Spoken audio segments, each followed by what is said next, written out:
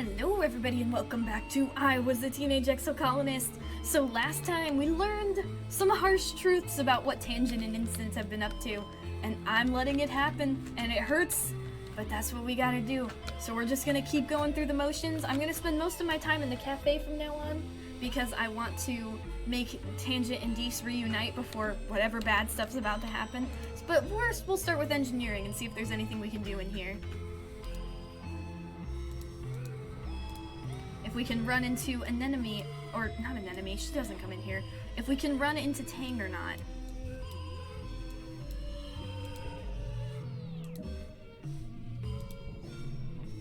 Ooh, you roll out of bed at noon because you're allowed to. Because it's your birthday, but also because you're exhausted. You barely slept at all last night. You've been having these nightmares since the siege, more and more every night, like they're trying to tell you something urgent. Oh, I know what they're telling us.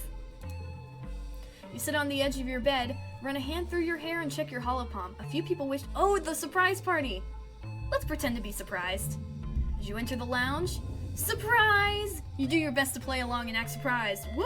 Streamers! Balloons! Great! At least Tangent's actually alive this time. Or Tammy. Why do I keep flipping their names up? All of your friends are standing around wearing goofy hats and clapping. Nomi's holding a bunch of balloons larger than they are, and Rex is wearing a cute little waiter's outfit with a bow tie. Cal brings over a holoscreen with a video call from Tammy. She looks exhausted but proud, and in her arms is a tiny little wrapped bundle of a baby. Look, Yabby, she says, echidnacy?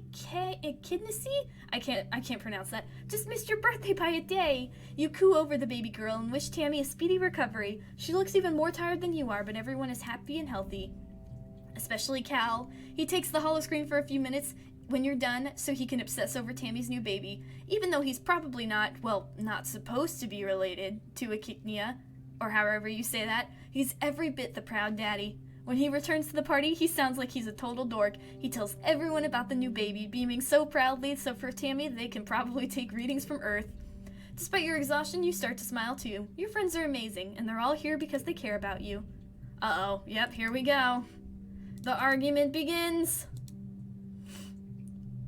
Stop it! They're not gonna listen to me, though. Oh, Rex! Oh, no! Face doesn't get... Oh, no! Rex throws himself between Cal and his assailants, catching a few kicks on Cal's behalf before the Helios get tired and leave. Face doesn't get involved, but he doesn't stop them either. He's the last one to leave the lounge, staring hard at Rex before smirking and turning away. Oh. Oh. I didn't like that. My birthday. Oh. Oh, the last time there was a baby in the colony, you were basically a child yourself. You don't remember babies being so loud. All the adults are empathetic to colicky, fussy, I can't say it. I'm just gonna call them Eki. Every time you've seen Tammy since the baby arrived, she'll look more tired. At night, you can hear them all the way in your room. Tiny, choking shrieks, and Tammy singing to her until her voice goes hoarse. Everyone expected Tammy to rely on Aunt Anne in the new creche, letting her watch Eki, just like she watched all of you when you were babies, but for some reason, Tammy's been stubbornly trying to do it alone. Maybe it's because she has so much experience from volunteering in the old creche. Tammy thinks she doesn't need the help. Even when she does put Eki in the creche, it's because Tammy's right there, still caring for her. Then the things Tammy would normally help with get backed up, which makes her even more stressed. Aunt Anne has tried to convince Tammy to not be so controlling. It takes the community to raise a child. You all grown up believing that. But whenever anyone even insinuates Tammy might not be all she needs, she starts crying and yelling at them. You've never seen Tammy yell. It's really unsettling. Today, you find Tammy in the lounge, bouncing a squawking Eki on her shoulder. Though her movements are light and happy, her face is empty. Like she's totally checked out. Hey, Yabby, she says, summoning a smile as you approach. Sorry, am I being too loud? I can go somewhere else. How are you? Just then, the baby starts howling, her lungs making a truly impressive sound, and Tammy falters. Shh, she hushes. Mommy's got this, it's okay. Tammy has not got this, and she knows it. You can tell she doesn't really think she can handle things. Can you teach me to babysit for her? Oh, it's a stuffed Ricky and Hopeye. Tammy's shoulders relax. Oh, she says, sounding surprised. Everyone's been telling me how I should do things, and it's like they don't think I know anything. She wipes her eyes. I didn't know how nice it would be for someone to just, trust that I can do it. You and Tammy fall into a routine where every evening after dinner, you take Eki and go for a nice walk through the gardens. Getting just a few hours of sleep before staying up most of the night with her does wonders for Tammy's sanity, and Sushi is confident enough to allow other people to help out during the daytime. Cal is relieved. She's been freezing him out as well, insisting that because Eki is her baby alone, she should be able to handle it. Seeing him holding the baby, it looks just right. Eventually, Tammy agrees to place her in the creche during the day so she could fully recover from the birth and sort out her mental health. She still spends a lot of time in the creche, but it's because she wants to, not just because she feels like she has to prove she's a good mother. It's still hard raising a little baby, but Tammy's going to do great, with a little help from the colony that loves her.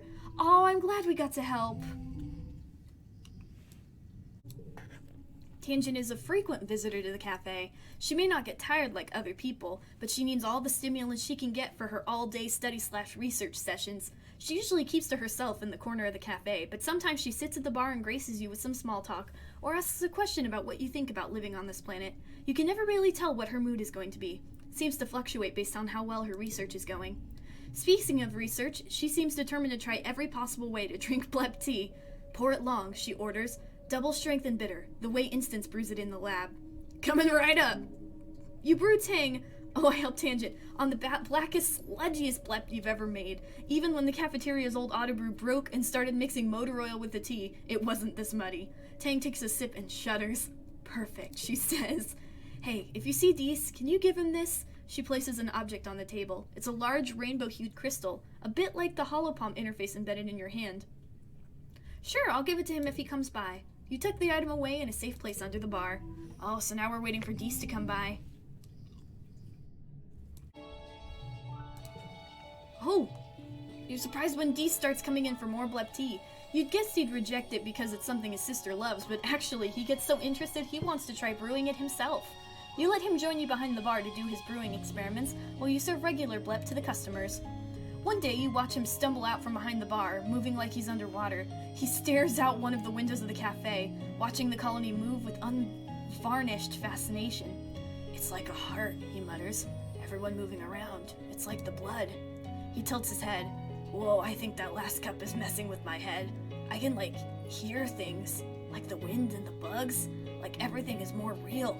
I think I get why Tangent likes this stuff now, he says. It's like a symphony out there, if you tune your mind to hear it. Sounds cool, man! Dys tells you his technique. You have to steep the same grass 3 times and throw it away, throw away the middle steep. Otherwise you'll be up all night like my sister, he smirks. Anyway, he says as you pointedly push him a glass of water, I heard Tang left something for me. You bring him the crystal out from under the bar and give it to him. It's a large rainbow-hued thing, sort of like the ones that power holopalms. You tell him that his sister left it for him, and apparently it was their mother's. He sits and stares at it, turning it over in his hand like Tang did. What is it? Her old communicator, he says. She always wore it around her neck. She died when we were only 4 years old, but I remember it. You nod sadly, remembering when it happened. She had been the ship's counselor. After that, it was just me and Tang. We moved into the creche full time, but we still had each other. We were twins. He frowns, remembering, until one day I realized I didn't have her either. He turned the crystal over and over. Why do you think you grew apart? I still don't understand why, he said. I guess it was just around the time she and Instance started doing all the gene treatments. But it wasn't because of that. I don't care that we don't match anymore or whatever. He squirms. It's like, all of a sudden she felt so much older and more mature than me. Adults listened to her, paid attention to her. They didn't care about me. And she started treating me like shit because she liked feeling better than me. Dys touches the crystal absent-mindedly and sighs. I miss her so bad sometimes, but I hate her too, for leaving me. He seems to want to talk more, but shakes his head. Thanks, Yabby. You're a pretty good listener, he says, standing up. I'll see you next time. Oh, dang. Man, I guess that makes a lot of sense. Your sister is maturing and then suddenly you feel left behind. That's gotta be rough. Do a Zuko. That's rough, buddy. It's bustling evening and Tang comes in, but not for a latte late night study, for a drink this time. She takes a seat at the bar. I've decided to pretend to be human for the night, as an experiment, she says. Let's forget about everything for a while. Tonight, you're just the bartender, the mixologist, and I would like a cocktail. Make something up, she says before you can ask. Just be creative. As you're deciding what to mix for her, Dee slinks in and looks around nervously. There aren't many empty seats. You gesture subtly to the chair beside Tangent. He seems about to leave, then shrugs and flops down beside his sister. She gives him a skeptical look, then glares at you accusingly. You try to look innocent. I'll have whatever she's having, Dee mumbles uncomfortably, avoiding eye contact with Tangent. You size them up. What drink would they both enjoy? What drink could bring the two of them together? Oh, this is our chance! This is our old 89! Okay, a 4? Wait, 4, 1. Ooh, let's put that in front. 5, 4, 4. Let's see. 4, 4, 3, 3. Oh, we got this. We got this. We're gonna do it. We're gonna do it. 8, 8. Well, I'm done. You got this. You expertly measure the cocktail ingredients, shake it over with ice, with just a tiny bit of flair, and straighten it into 2 coupe glasses. The twins watch you mix intently to avoid having to talk to each other. You garnish the drink with a flourish and perfect, and eagerly await their reviews. Dee spits his first sip halfway across the bar. What the hell is that, hot sauce? Tang makes a face. And a raw egg? Are you trying to poison us? Then Dee starts laughing. And suddenly they're both laughing. So, you like it then? We hate it, they both say in unison, and break back into giggles. Excellent barista/bartender that you are. You don't take it personally. Okay, it's not that bad, Dee admits, taking another sip. I think the hot sauce is growing on me. It's quite polydispersed, Tang says, dipping a finger into it to taste it carefully, then translates. Foamy. This seems to have broken the ice between them, so you leave them alone for a while to chat while you serve other customers. Oh, it's them! They're actually talking! When you check back 2 drinks later, they've brought out their mother's communicator crystal and are talking quietly, their heads close together. I miss her, you hear Tangent say. I miss you, Dee responds, staring down at the crystal, when I feel anything at all. You know, Tang says, there are things that can help with that. Medical therapies. I'm trying this implant that senses when my serotonin is out of balance and stimulates my dopaminergic neurons. I don't want that, Dee says firmly, balling his fists onto the bar and staring at them. No drugs, no zapping my brain or whatever. That stuff makes you complacent. That's your problem, Tang, he says bitterly. You're so perfectly balanced now. Where'd your fire go? Tangent straightens up. Passion and emotion are what got us into this mess. We've been mad at each other for years over stuff we said while we were angry. And, she says slowly, I'm sorry, Dees. He holds her gaze for the first time of the night. Me too, Tang. I'm really sorry. As you turn away and begin to wipe a rag over the bar, you feel you have truly earned the title of mixologist. Oh, we did it! We did it! Oh no, but now I'm even more scared. What's gonna happen? Oh, I got a perk. Small skills boost. Oh, heck yeah. Oh, I got another perk. Improve relaxing. Oh, heck yeah.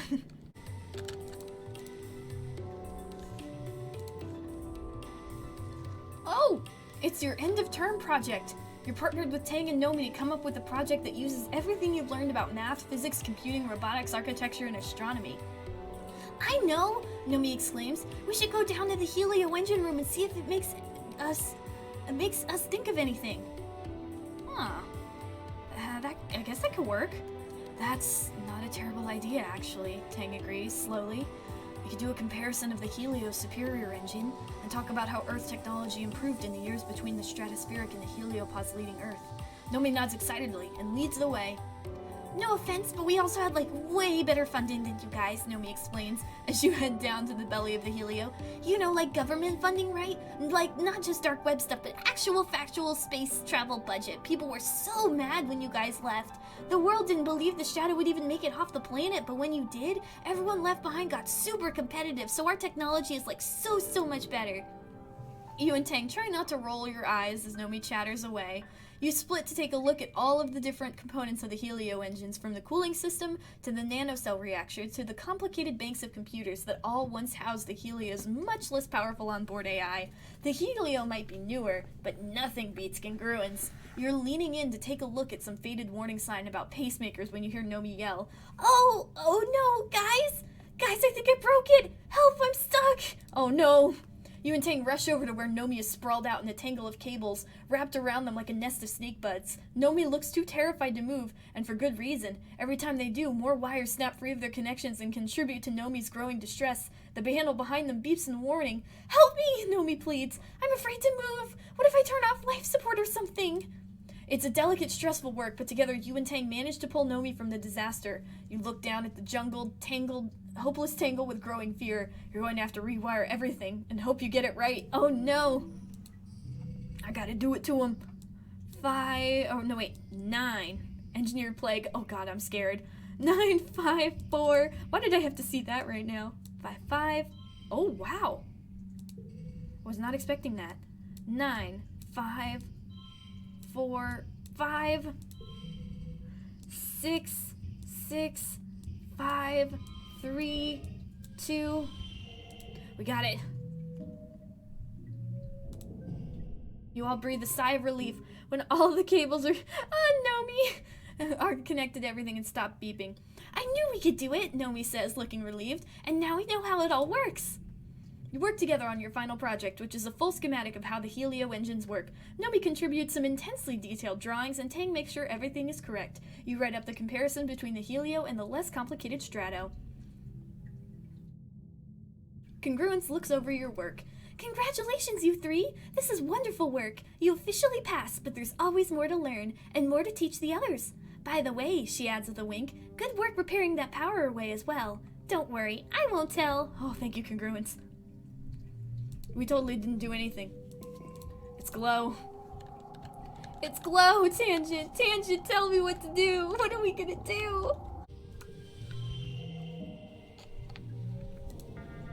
Oh, goodness.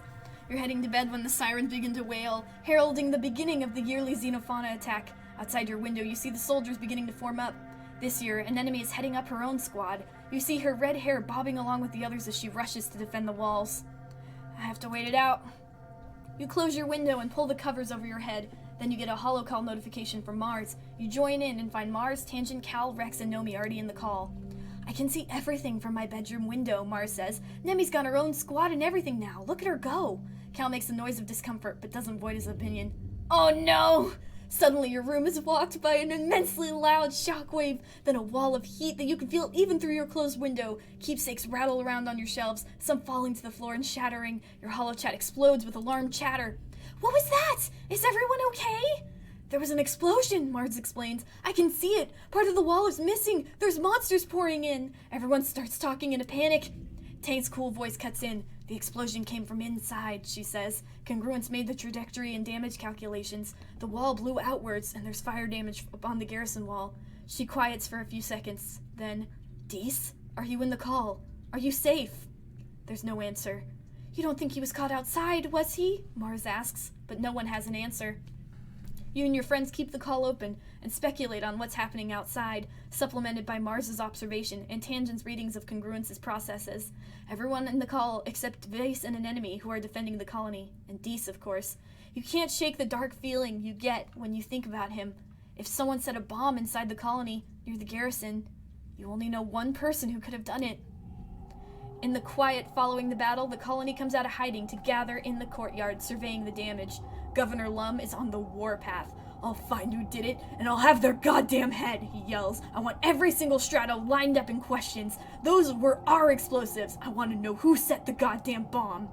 You and everyone from the shadow are hauled aside and questioned about your whereabouts prior to the attack.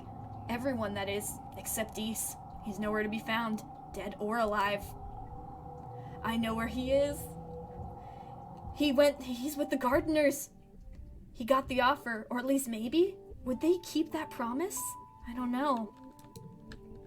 Well, we've started the final year, and I'm so scared. We're gonna have to wait and see what happens next. Until then, thank you guys for watching. If you enjoyed, please consider subscribing. Remember to take care of yourselves, reunite twins before a big mistake is made, and have a good day.